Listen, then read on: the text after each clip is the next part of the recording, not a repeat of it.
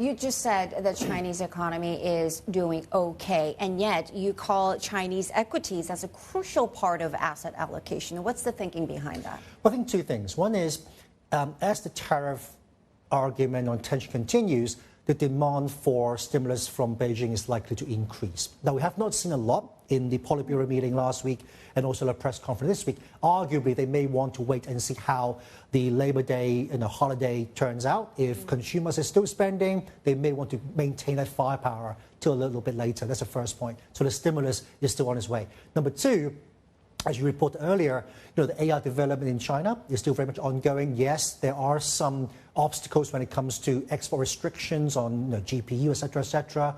But the truth is, a lot of companies are trying to latch onto this AI development, and that to me could be a new wave of investment as well as hiring in the Chinese economy. Okay. Ty, great to see you again, and always a pleasure having you on the show. So let's drill down on chips and on AI and Xi in China. He's in Shanghai. We mentioned he toured an AI incubator, et cetera. And the narrative so far, not just in that trip, but also in the Politburo a couple of days ago, was essentially, look, the U.S. can do whatever it wants to do, right? She's telling China and the AI vertical in his country, look, I need you to double down on AI and to DIY. Do it yourself. I don't want to count on or depend on the U.S. at all because obviously they're not reliable, right? And two, we should be looking at cooperation in AI in some way, shape, or form with the global South as well. For me, when I hear stuff like that happening, I think, it's probably not great news for Nvidia. What about you? Well, I think ultimately for companies like Nvidia, the global demand for GPU and processing power will continue. So, I don't think we should be too pessimistic, but I think you're right in the sense that there could be more competition coming from China or another third party when it comes to hardware.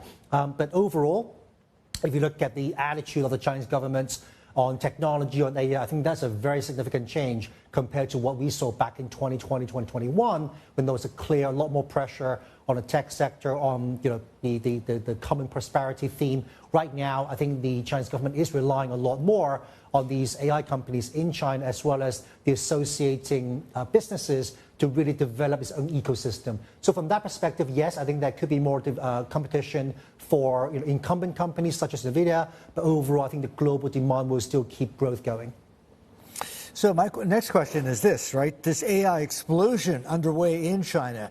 I mean, the same thing's going to happen to AI as happened with EVs in China. It's going to be sort of Hunger Games, right? And startups, whether backed by state capital or private capital, it's going to create jobs for a lot of kids who would otherwise stay at home and play games right in their bedroom, right? So I guess that's all to the good.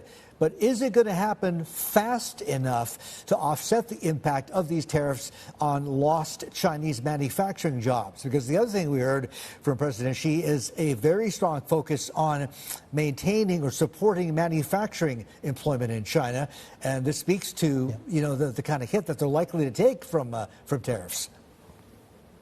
No, I don't think the service sector jobs will grow fast enough to offset the short-term impact on the manufacturing. And frankly, we're looking at two very different demographics here. You have those university graduates who study computer science and coding going into AI and related sectors, and then you've got the blue-collar workers that could be impacted by what's happening with tariff right now. So these two are not necessarily fungible. But as you rightly said, there's a lot more policy emphasis on supporting sectors and companies that are hurt by the tariff war right now. And what that means is you could see a bit more of a domestic stimulus trying to get Chinese consumers to buy more from these guys. So from that perspective, I think there could be some cushion, some buffer. But the reality is, there is still quite a lot of challenges for manufacturing in China over the next couple of months.